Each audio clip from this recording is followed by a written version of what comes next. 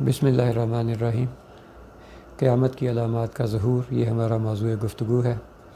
انسانیت آج کل ایک طوفانی اور ہنگامہ خیز دور سے گزر رہی ہے۔ عالمگیر اہمیت کے واقعات بڑی تیزی سے رونما ہو رہے ہیں، اور اگر ہم پچھلے چند اشروں میں رونما ہونے والے واقعات کے تسلسل کو اور ان کے نقطوں کو ملا کے ایک تصویر بنائیں تو ایک بڑی واضح تصویر جو ہے وہ سامنے آتی ہے، جس میں قیامت کی علامات جو آج سے 1500 سال پہلے تقریباً اللہ کے آخری نبی نے بیان کی تھیں، وہ پوری طرح ظاہر ہوتی نظر آتی ہیں۔ حیرت انگیز امر میں اس کو اس لیے نہیں کہوں گا کہ جو اللہ کے نبی نے فرمایا ہے اس نے ہر حال میں پورا ہونا ہے، لیکن حیرت اس بات پہ ہے کہ ہم ان کی شناخت کرنے میں عمومی طور پہ شاید کامیاب نہیں ہوئے۔ ہمارے ان کی شناخت نہ کرنے کی بھی وجوہات ہیں۔ پہلی وجہ تو یہ ہے کہ ہم نے بچپن سے ہی قیامت کی علامات کے بارے میں کچھ سنا، کچھ پڑھا۔ ہمارے ذہن میں ایک تصور بن جاتا ہے قیامت کی علامات کا کہ یہ کچھ معجزاتی واقعات ہوں گے، کچھ دیو مالائی جناتی کردار ہوں گے جو پوری دنیا میں اچانک ظاہر ہو کے یہ علامات برپا کریں گے، اور پوری دنیا میں واضح طور پر یہ ہر جگہ سے دیکھی جائیں گی اور فوراً پہچانی جائیں گی۔ شاید ایسا نہیں ہے، یہ دنیاوی کردار ہی ہوں گے اور دنیاوی طریقوں پر ہی ظاہر ہوں گے۔ دوسرا، قیامت کی علامات ایک لڑی کی صورت میں آتی ہیں، ایک کڑی سے دوسری کڑی جڑی ہوئی ہوتی ہے۔ آپ کو کڑیوں کی شناخت کر کے ایک سے دوسری تک پہنچنا ہوتا ہے۔ اگر آپ ان کو مس کر دیں اور کڑیوں کی شناخت بیچ میں نہ ہو تو اگلی کڑیوں کی شاید شناخت ممکن نہیں رہتی۔ اب ہمارا جو ہے وہ محور قیامت کی علامات کبریٰ ہوں گی، قیامت سے جڑے ہوئے خاص واقعات ہوں گے جو اللہ کے رسول نے بتائے تھے۔ قیامت آسمانی مذاہب میں بنیادی قائد میں ایک عقیدہ ہے کہ انسانیت کو ایک دن اپنے اس دنیا میں کیے ہوئے اعمال کا جواب دینا ہے۔ یہ انسانیت کو سیدھا رکھنے کے لیے ضروری بھی ہے، اور اس کی قیامت کی کچھ علامات خاص طور پہ اس لیے بیان کی گئی ہیں کہ شاید انسانیت کا طرز عمل جب خراب ہوگا تو وہ انسانیت کو قیامت کی طرف لے کے جائے گا، تو انسانیت جو ہے وہ ان علامات کو دیکھ کے اپنے رویوں کو درست کرنے کی کوشش کرے۔ اور ہماری ساری گفتگو قیامت کی علامات تک محدود ہوگی۔ جو یوم القیامہ ہے، قیامت کا دن، وہ اللہ پاک کا مخفی امر ہے، اس تک کوئی نہیں پہنچ سکتا۔ بہت لوگوں نے پہلے بھی کوشش کی لیکن کبھی نہیں کامیاب ہوئے، نہ ہو سکتے ہیں، کیونکہ اللہ پاک نے خاص طور پہ بیان فرمایا ہے قرآن پاک میں، جیسے سورہ طٰہٰ میں اللہ پاک فرماتے ہیں ان الساعۃ آتیۃ اکاد اخفیھا، کہ یہ گھڑی آ رہی ہے لیکن میرا ارادہ اس کو مخفی رکھنے کا ہے۔ جو اللہ پاک مخفی رکھنا چاہیں کوئی نہیں ریویل کر سکتا۔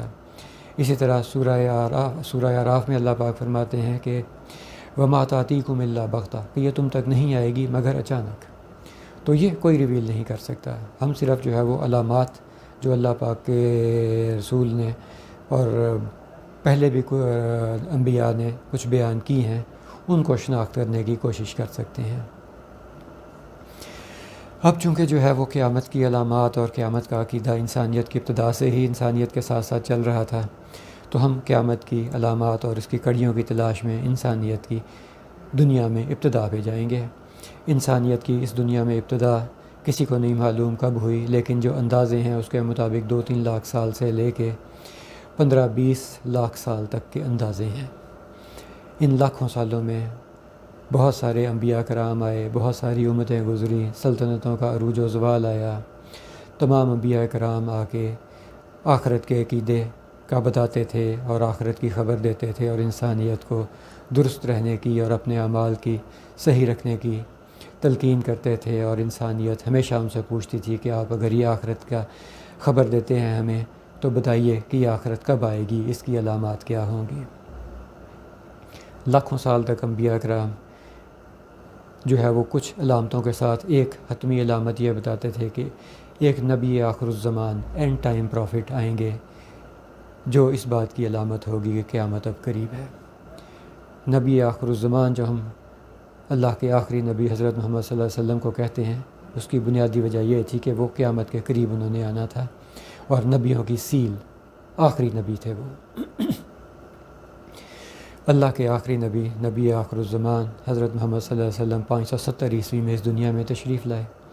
آپ کے آنے کے وقت کا تعین، جگہ کا تعین آپ کا نام تک پرانے صحیفوں میں لکھا ہوا تھا۔ یہی وجہ ہے کہ دیگر مذاہب کے علماء یثرب کی سرزمین میں آ کے آباد ہوئے تھے، جس کی ایک وجہ یہ بھی تھی۔ آپ صلی اللہ علیہ وسلم 570 عیسوی میں مکہ مکرمہ میں پیدا ہوئے۔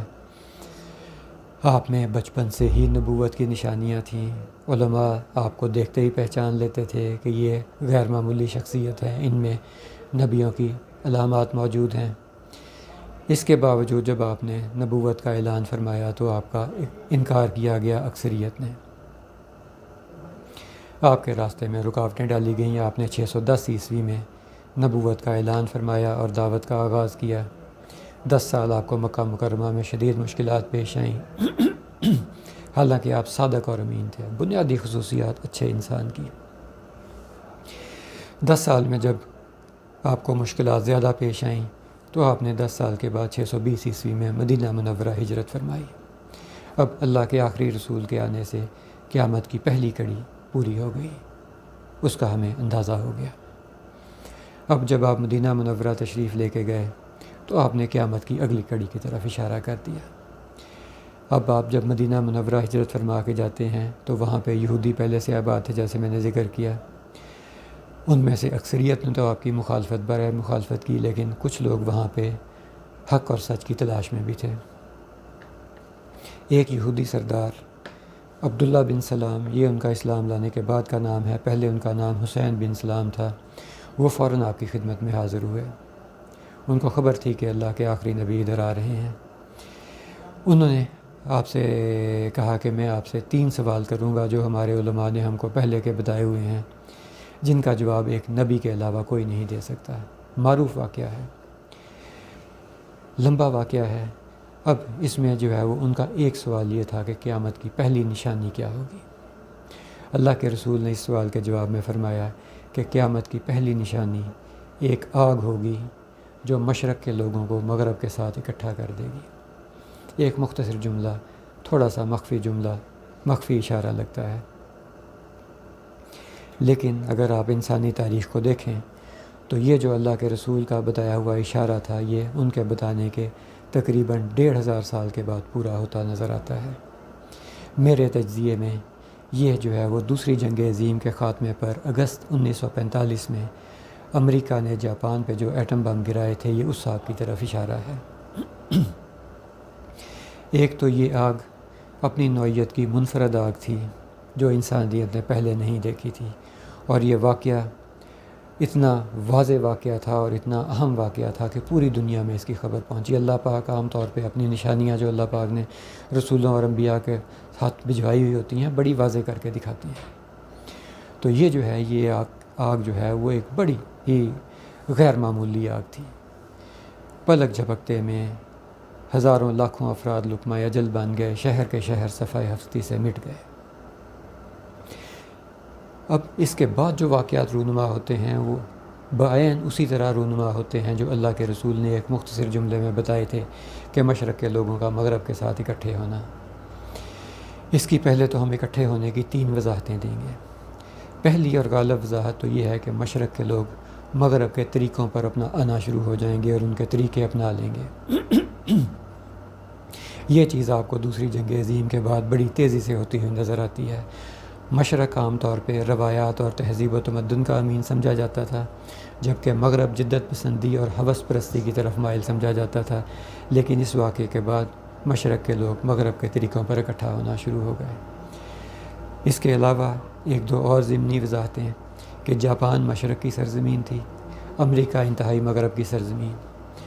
اب اس ایٹمی حملے کے بعد، اتنی ہولناک تباہی کے بعد، عام طور پہ ملکوں میں دشمنی بڑے لمبے عرصے تک، نسلوں تک چلتی ہے، لیکن حیرت انگیز طور پہ اس واقعے کے فوراً بعد جاپان اور امریکہ آپس میں اتحادی بن گئے اور ان کی دوستی اتنی قریبی ہو گئی کہ جاپان نے نام تک لینا چھوڑ دیا کہ کس ملک نے یہ ایٹمی حملے کیے تھے۔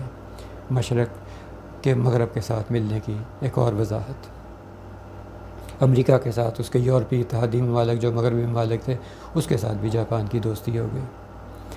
تیسری وضاحت، اسی واقعے کے بعد ایجادات اور سائنسی ترقی کی وجہ سے ہوائی سفر کامن ہو گیا اور مہینوں کے سفر گھنٹوں میں طے ہونے لگے۔ اب چونکہ مغرب جو ہے وہ دنیا کا محور بنا ہوا تھا تو زیادہ مشرق کے لوگ مغرب کی طرف گئے۔ یہ تیسری ضمنی وضاحت۔ اب یہ جو ہے وہ قیامت کی دوسری کڑی جو تھی، اور قیامت کی پہلی نشانی جس کی طرف اللہ کے رسول نے اشارہ فرمایا تھا، یعنی اس کا مطلب ہے کہ یہاں سے اس واقعے کے بعد قیامت کے دور کا باقاعدہ آغاز ہو جاتا ہے، اور یہ جو مشرق سے مغرب کا ملنا ہے یہ قیامت کے دور میں ظاہر ہوتا ہے۔ اب یہ جو ہے وہ اللہ کے رسول کا اشارہ، ایک تو اس کی ہم نے 3 وضاحتیں دیکھی، اب اس کے 3 پہلو اور بھی ہیں۔ پہلا اور غالب پہلو تو یہی ہے کہ مشرق کے لوگ مغرب کے طریقے اپنا لیں گے۔ دوسرا پہلو کہ مشرق اور مغرب کے لوگ ایک طریقے پر آ جائیں گے، یعنی دنیا میں عالمگیریت ہو جائے گی، گلوبلزم، جو ہمیں اسی واقعے کے بعد نظر آتا ہے۔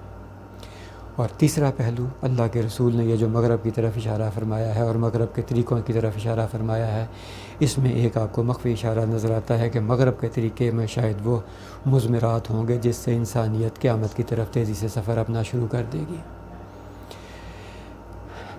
اب ہم نے اگلی نشست میں جو اللہ کے رسول کا مغرب کی طرف اشارہ ہے اس کی وضاحت میں جانا ہے اور دیکھنا ہے کہ وہ کس مخفی علامت کی طرف اشارہ ہے، اور ان عوامل کی طرف دیکھنا ہے کہ انسانیت مغرب کے طریقوں پر کیوں گئی۔ انشاءاللہ اگلی نشست میں۔